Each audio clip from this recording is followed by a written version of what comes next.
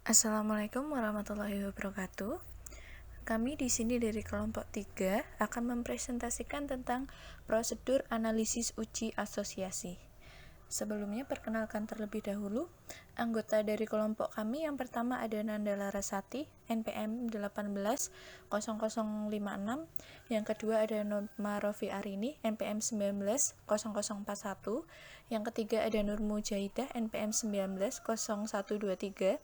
Yang keempat ada Mita Rahayu, NPM 190143. Yang kelima ada Bella Ayu, NPM 190222. Yang keenam ada Laila Nur Azizah, NPM 190222.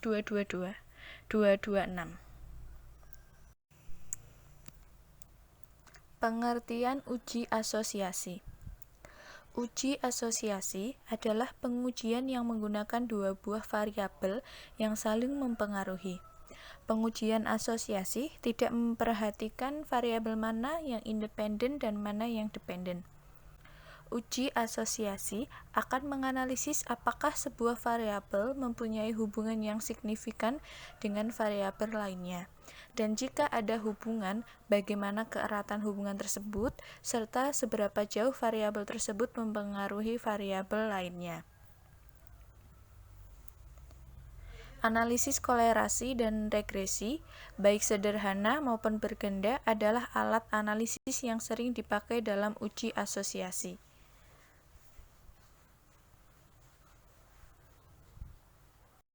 Hubungan asosiasi antara dua variabel atau lebih. Hubungan asosiasi antara dua variabel atau lebih yaitu meliputi yang pertama hubungan simetris, yaitu hubungan antar dua variabel atau lebih kebetulan munculnya bersama. Yang kedua, hubungan kausal atau hubungan yang bersifat sebab akibat. Dan yang ketiga yaitu hubungan timbal balik atau hubungan interaktif, atau bisa disebut juga hubungan yang saling berpengaruh.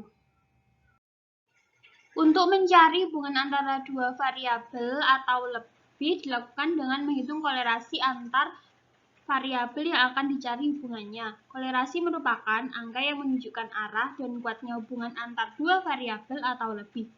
Arah dinyatakan dalam bentuk hubungan positif atau negatif, sedangkan kuatnya hubungan dinyatakan dalam besarnya koefisien kolerasi. Hubungan dua variabel atau lebih dikatakan positif bila nilai suatu variabel ditingkatkan, maka akan meningkatkan nilai variabel yang lain. Dan sebaliknya, jika satu variabel diturunkan, maka akan menurunkan nilai variabel yang lain. Hubungan dua variabel atau lebih dikatakan hubungan negatif bila nilai satu variabel dinaikkan, maka akan menurunkan nilai variabel yang lain. Dan juga sebaliknya, bila nilai satu variabel diturunkan, maka akan menaikkan nilai variabel yang lain. Kuatnya hubungan antar variabel dinyatakan dalam koefisien kolerasi. Koefisien kolerasi positif besar sama dengan 1, dan koefisien kolerasi negatif terbesar sama dengan -1, sedangkan yang terkecil adalah 0. Bila hubungan antar kedua variabel atau lebih itu mempunyai koefisien korelasi sama dengan 1 atau -1, maka hubungan tersebut sempurna. Dalam arti kejadian-kejadian pada variabel yang satu akan dapat dijelaskan atau diprediksi oleh variabel yang lain tanpa terjadi kesalahan atau error. Semakin kecil koefisien kolerasi, maka akan semakin besar error untuk membuat prediksi. Selanjutnya, manfaat dari asosiasi. Manfaatnya ada dua. Yang pertama, memahami secara lebih baik tentang hubungan antara variabel dependen dengan variabel independen. Yang kedua, mengetahui kekuatan hubungan yang dapat menuntun peneliti menuju suatu realisme penelitian ilmiah yang baru.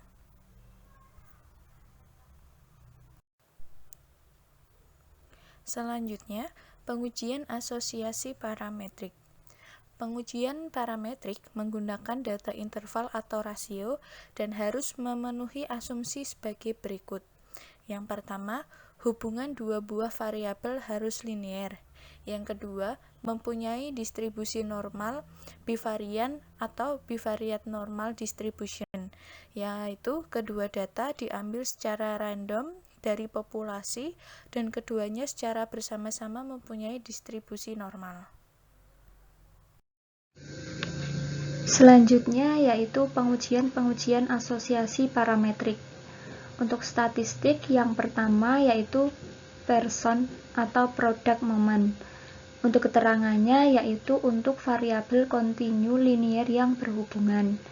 Yang kedua, correlation ratio atau eta untuk data nonlinier atau untuk mengkorelasi efek utama dengan variabel dependen yang kontinu. Yang ketiga, biserial. Keterangannya yaitu asosiasi variabel kontinu dengan variabel dikotomi dengan asumsi keduanya berdistribusi normal. Yang keempat, partial correlation, melibatkan tiga variabel, menghubungkan kedua variabel dengan variabel ketiganya dikeluarkan. Yang kelima, multiple correlation, melibatkan tiga variabel, menghubungkan sebuah variabel dengan dua variabel lainnya. Dan yang keenam, regresi linear bivarian, yaitu regresi linear dengan dua variabel, sebuah dependen dan sebuah independen. Pengujian asosiasi parametrik dibagi menjadi 4. Yang pertama, korelasi produk, moment, atau person, yaitu teknik korelasi ini digunakan untuk mencari hubungan dan membuktikan hipotesis hubungan dua variabel bila data kedua variabel berbentuk interval atau rasio, dan sumber data dari dua variabel atau lebih tersebut adalah sama, berbentuk regresi linier, dan data dari setiap variabel berdistribusi normal.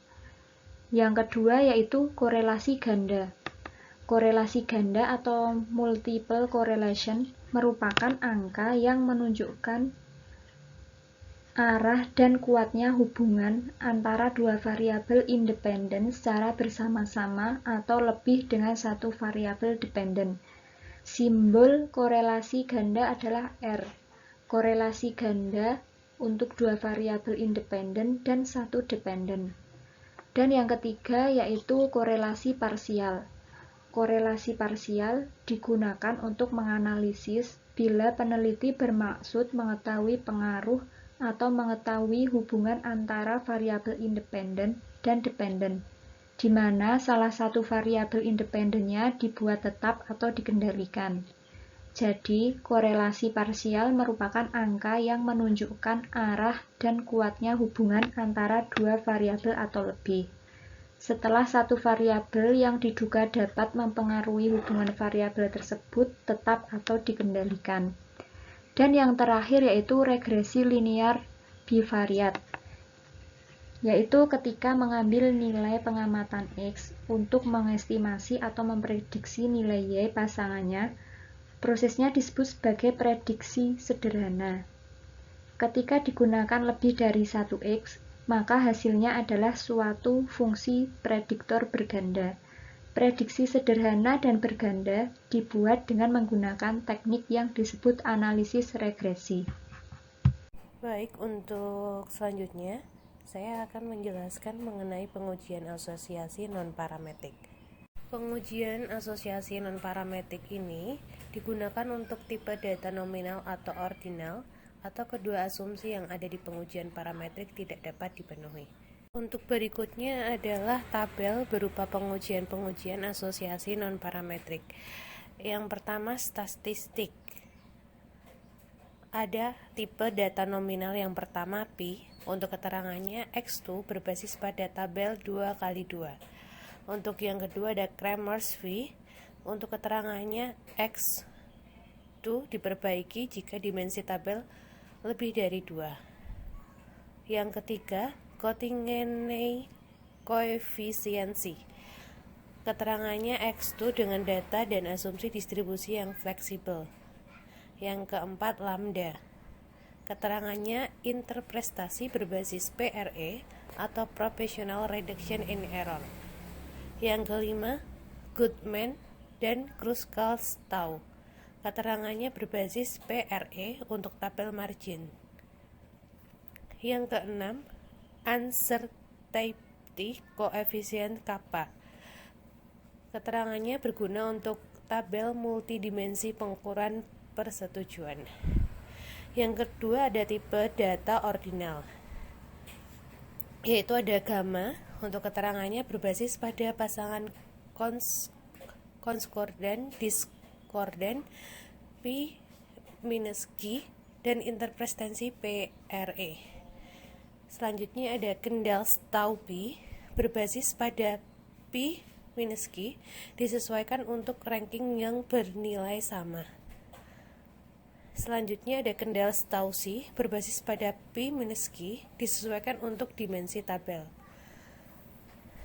Yang selanjutnya ada Summers D berbasis pada P minus Q disesuaikan untuk ekstensi gamma.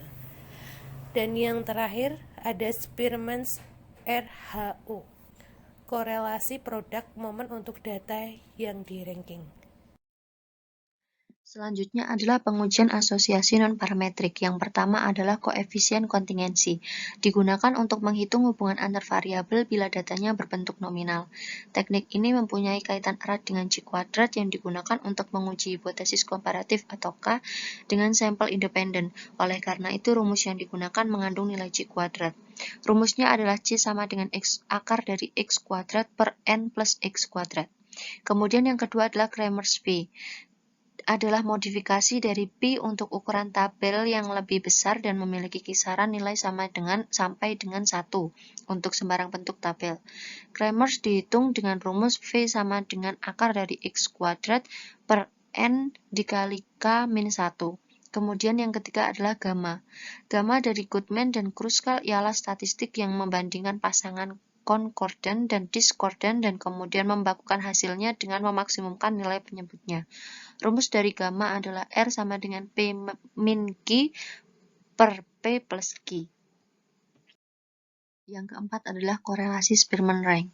Korelasi Spearman-Rank menggunakan data yang berasal dari sumber yang tidak sama. Jenis data yang dikorelasikan adalah data ordinal serta data dari kedua variabel yang tidak harus membentuk distribusi normal. Jadi korelasi Spearman-Rank adalah bekerja dengan data ordinal atau berjenjang atau ranking dan bebas distribusi. Rumus dari korelasi Spearman-Rank adalah ρ sama dengan 1 min 6 sigma D1 pangkat 2 per N dikali N pangkat 2 min 1. Kemudian yang kelima adalah korelasi kendal tau. Korelasi kendal tau dapat digunakan untuk mencari hubungan dan menguji hipotesis antara dua variabel atau lebih bila datanya berbentuk ordinal atau ranking. Korelasi kendal tau dibagi menjadi dua, yaitu statistik tau B dengan rumus RB sama dengan P min Q per akar dari N dikali N min 1 per 2 sama dengan TX dikali N dikali N min 1 per 2 sama dengan TY. Kemudian yang kedua adalah statistik tau C yang memiliki rumus RC sama dengan 2M dikali P min Q per N pangkat 2 dikali M min 1. Statistik tau B adalah perbaikan gamma yang mempertimbangkan pasangan senilai, sedangkan statistik tau C adalah penyesuaian lainnya untuk hubungan P min Q dari statistik gamma. Yang terakhir adalah statistik D-Summer. Statistik D-Summer menggunakan konsep pasangan konkordan-diskordan. Kegunaan dari statistik ini adalah kemampuannya dalam mengkompensiasi nilai ranking yang sama dan menyesuaikan arah variabel terikat. Rumus dari statistik D-Summer ada 3. Yang pertama adalah D-Summer sama dengan P min Q per N dikali N min 1 min TX TY dibagi 2. Kemudian rumus yang kedua adalah DY min X sama dengan P min Q per N dikali N min 1 per 2 dikurangi TX. Kemudian rumus yang ketiga adalah DX min Y sama dengan P min Q per N dikali N min 1 per 2 dikurangi TY. Selanjutnya adalah perbedaan parametrik dan non-parametrik. Berdasarkan grafik perbandingan, uji parametrik berarti tes statistik di mana asumsi spesifik dibuat tentang parameter populasi yang dikenal sebagai uji parametrik. Sedangkan tes non-parametrik adalah tes statistik yang digunakan dalam kasus variabel independen non-metrik yang disebut sebagai tes non-parametrik. Uji parametrik menggunakan dasar statistik uji distribusi, sedangkan tes non-parametrik sewenang-wenang. Uji parametrik menggunakan tingkat pengukuran, interval, dan rasio, sedangkan tes non-parametrik nominal atau ordinal. Dalam mengukur kecenderungan sentra, uji parametrik berarti, sedangkan tes non-parametrik median. Informasi tentang populasi uji parametrik sepenuhnya dapat dikenali, sedangkan tes non-parametrik tidak tersedia. Penerapan dari uji parametrik adalah dalam bentuk variabel, sedangkan tes non-parametrik berbentuk variabel dan atribut. Uji parametrik menggunakan uji korelasi Pearson, sedangkan tes non-parametrik menggunakan Spearman. Yang selanjutnya yaitu tentang sampel uji parametrik dan non-parametrik. Seperti bagan yang telah tersedia, jenis ujinya ada uji korelasi, menggunakan parametrik persa atau regresi, non-parametriknya Spearman. Lalu jenis uji dua kelompok independen, uji parametriknya independent sample t-test, non-parametriknya menggunakan Mann-Whitney. Uji lebih dari dua kelompok independen. Parametriknya menggunakan ANOVA satu arah, non-parametriknya menggunakan Kruskal-Wallis. Lalu uji berulang kasus dua sampel, parametriknya uji T sampel berpasangan, non-parametriknya Bill-Coxon. Yang terakhir ada uji berulang kasus lebih dari dua sampel, parametriknya ANOVA satu arah berulang, non-parametriknya Friedman. Kesimpulan dari yang kami sampaikan adalah statistik parametrik merupakan teknik pengujian data dalam statistik yang berguna untuk menguji hipotesis dengan melibatkan parameter populasi. Non-parametrik adalah salah satu metode statistik yang dapat digunakan sebagai alternatif apabila metode statistik parametrik tidak dapat dilakukan. Sekian presentasi dari kelompok kami, kurang lebihnya kami mohon maaf. Wassalamualaikum warahmatullahi wabarakatuh.